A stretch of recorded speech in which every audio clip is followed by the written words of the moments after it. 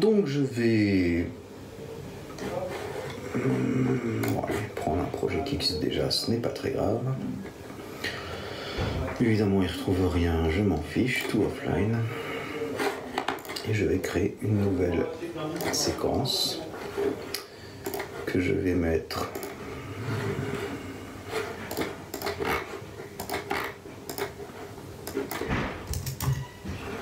en 2 cascopes comme les rushs.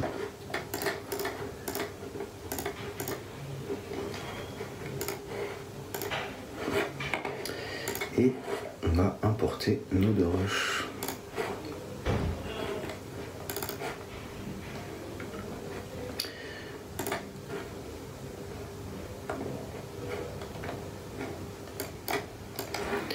Nos 2 petits clips. Et puis ce que je vais faire, c'est où est-ce qu'il normalement celui-là est bon. Voilà, donc voilà.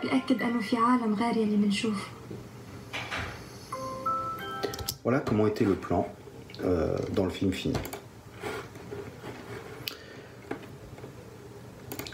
Du coup, première fonctionne à peu près pareil, donc j'ai mes 2 plans. Je vais attraper celui du haut et celui du côté et le mettre en haut. Et du coup, je vais vouloir rogner une partie. Alors, il n'y a pas de bouton pour activer le rognage, etc. comme en Final Cut. À la place, ce qu'on va faire, c'est le sélectionner et aller dans Contrôle d'effet. Dans Contrôle d'effet, vous pouvez changer la position. Donc, exactement pareil que Final Cut, on peut le bouger. Et puis ici, on utilise l'outil de sélection, on peut le bouger soi-même. Attendez, ce que je vais vous montrer, c'est qu'on peut donc changer d'autres choses. L'échelle, la rotation. Donc voilà, tous ces trucs-là, on peut les faire aussi à même l'écran. Ce qui m'intéresse maintenant, c'est que il n'y a pas de rognage. Donc je vais aller le chercher. Effet vidéo, transforme, crop. Donc crop, ça veut dire rognage. Et donc je vais l'attraper et le glisser dans mes effets. Et ensuite, je vais bouger à gauche. Je dis voilà, je veux qu'à gauche, il soit comme ça. Alors là, vous voyez qu'il y a la fameuse ligne qu'on voyait tout à l'heure. Et je vais pouvoir accentuer son lissage de plumes. Et donc là, ce qui est pas mal avec Premiere, c'est qu'on peut vraiment aller très très loin. Alors, évidemment, il s'agit de savoir quelle est la zone vraiment sur laquelle on veut agir et à quel point on veut que le tampon soit large. Parce que si on le met trop large, on va à nouveau se mettre à voir la camionnette. Bon, là on voit un peu de son dos, mais c'est pas trop mal. Donc voilà le principe, on empile des plans et en masquant une partie, eh bien, on peut décider de la traiter différemment. Évidemment, ce qu'on peut faire aussi, c'est ajouter un masque. C'est-à-dire qu'en plus du crop, on peut le dire en cliquant là, ajoute-moi un masque. Et ce masque, il peut avoir une forme qu'on désire, puis on peut bouger, etc. Donc ça peut être intéressant pour changer la donne sur une partie de l'image. Quand on a appliqué un effet, on peut dire je veux appliquer l'effet sauf sur une certaine zone. Donc ça peut être intéressant. Et on peut aussi faire un masque de forme carrée. Donc le principe est le même, simplement en appliquant des formes et en les bougeant comme on veut, et ensuite en changeant le lissage, et bien on peut comme ça traiter différemment une partie de l'image. Si d'aventure vous vous rendez compte que vous ne vouliez pas ça, vous le sélectionnez, vous dites non, en fait finalement tu dégages, et il vous obéira. Donc voilà comment Premiere utilise ça. Donc c'est pas exactement comme Final Cut, et je vous invite à regarder les différents filtres qu'il y a, parce que en gros le principe de Final Cut c'est d'avoir assez peu de filtres. Enfin il a beaucoup de filtres gadgets, mais en gros les filtres qui modifient intelligemment l'image, il n'y en a pas des masses, mais ils sont très malléables. Premiere préfère avoir beaucoup plus de filtres qui soient centrés, particuliers. On dit je veux ça et on prend ce filtre là. Final Cut, si on dit je veux ça, on aura un filtre qui fait plein de trucs, dont ça.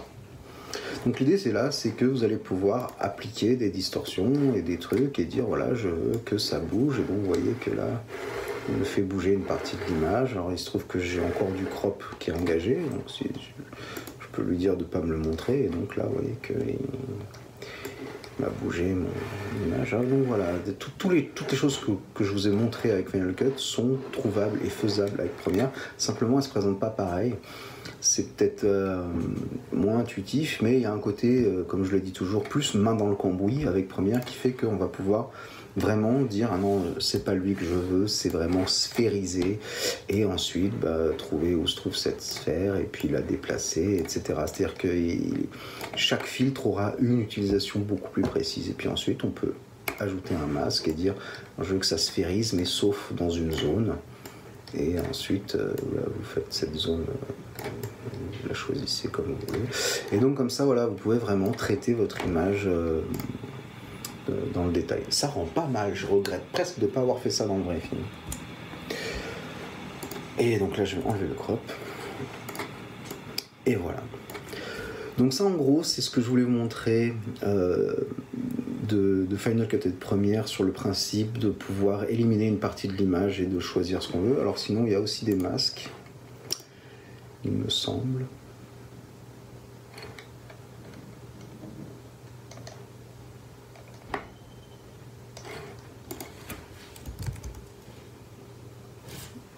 Ah non.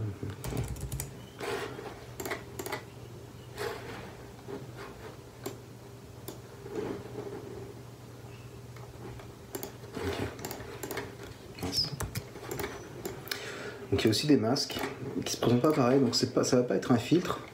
Par exemple ici vous avez l'opacité. L'opacité on peut lui dire d'être à 100. Pardon, oubliez ce que je viens de faire, on verra ça la semaine prochaine. À 100 ou à 0. Donc à 100 elle est complètement opaque et à 0 elle est complètement transparente. Là on voit un peu des deux. Et donc si je mets un masque à l'opacité, eh bien ça va me permettre de voir une partie de mon image et pas l'autre, puisque comme elles sont empilées les unes sur les autres, eh bien il y a une zone où je ne vois que l'image du haut et quand j'active l'image du bas, on voit les deux un petit peu. Donc c'est pas exactement un filtre qu'on ajoute, c'est simplement de garder à l'esprit qu'on peut très bien avoir différents calques et différents masques disponibles et qu'on peut en ajouter tant qu'on veut. Et là, j'ai pas fait exactement ce que je voulais.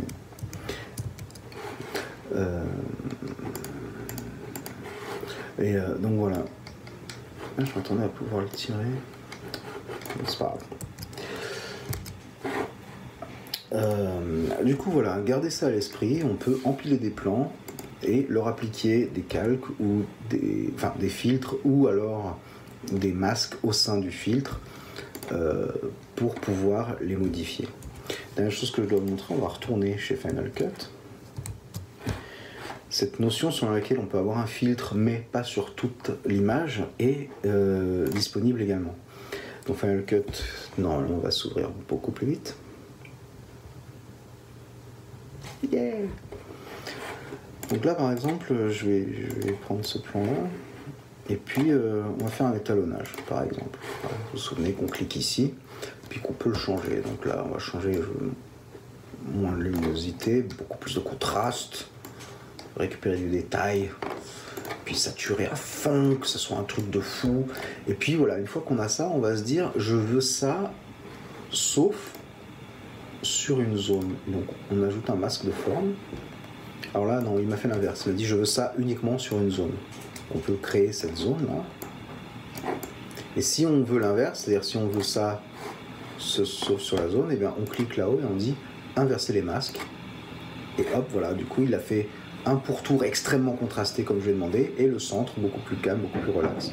Après vous me direz, mais du coup le centre on peut pas le changer? Si. Portez votre attention ici, on peut gérer tous les masques qu'on va appliquer à une image, et là donc à l'intérieur il y a un certain étalonnage, à l'extérieur il n'y en a pas. Et du coup là je peux lui dire ah bah à l'extérieur je veux beaucoup plus de saturation dans les hautes lumières, puis je veux qu'il soit très exposé, qu'il brille bien, et je veux aussi qu'il soit contrasté. Et là du coup vous voyez que j'ai traité différemment mon image à l'intérieur et à l'extérieur du masque. Si je fais par exemple afficher les masques, on voit comment ils se comportent. Mais surtout, si je lui dis que je veux inverser les masques, eh bien on verra que mon étalonnage est plus du tout le même. Celui-ci étant quand même le meilleur. Bon, il est un peu balèze, mais ça peut plaire. Donc voilà, cette notion selon laquelle on peut ajouter un masque à peu près n'importe quel type de filtre et de réglage, on va la retrouver un peu partout. C'est-à-dire que si par exemple vous voulez flou, vous prenez un flou gaussien, vous l'appliquez à un plan, je vais prendre le deuxième plan là. Voilà, il est tout flou. Mais vous pouvez dire, ok, je veux un flou gaussien sauf sur une zone, et donc on peut faire un masque de forme ou un masque de couleur. Alors un masque de couleur, qu'est-ce que c'est? C'est quand on va indiquer à l'ordinateur qu'on ne veut pas agir sur une certaine couleur. Par exemple, alors j'ai pas d'exemple ici, mais si par exemple vous avez une petite fille habillée en rouge et que vous voulez tout le reste en noir et blanc, vous allez sélectionner avec le masque de couleur le rouge et dire voilà, je veux que uniquement cette zone-là de l'image soit affectée par mon masque. Ça peut être intéressant, ça peut être très stylisé. À vous de voir dans quelles circonstances et comment intelligemment utiliser ce genre de notion. Mais vous voyez, comme ça, vous pouvez manipuler votre image et lui faire apporter mille et une modifications qui seront pertinentes et qui pourront améliorer la texture de votre film. Je ne vous dis pas qu'il ne faut pas l'écrire et pas le monter, mais vous pouvez comme ça avoir cette connaissance-là de votre travail des temps futurs. Voilà ce que j'avais à vous montrer pour aujourd'hui. La semaine prochaine, on abordera l'animation par image clé, c'est-à-dire comment bouger et déplacer des éléments sur un plan en 2D grâce à des images clés. Ça aussi, ça va vous changer la vie. En attendant, si vous avez des questions précises là en ce moment tout de suite sur les masques, posez-les-moi. Vous pouvez me mailer, vous pouvez me contacter par mille et un moyens via Facebook, etc. Et je tâcherai d'y répondre autant que faire se peut. Sur ce, je vous souhaite une bonne quarantaine et j'espère qu'on se reverra les yeux dans les yeux pour de vrai et main dans la main et qu'on se roulera des pelles très bientôt. Ciao!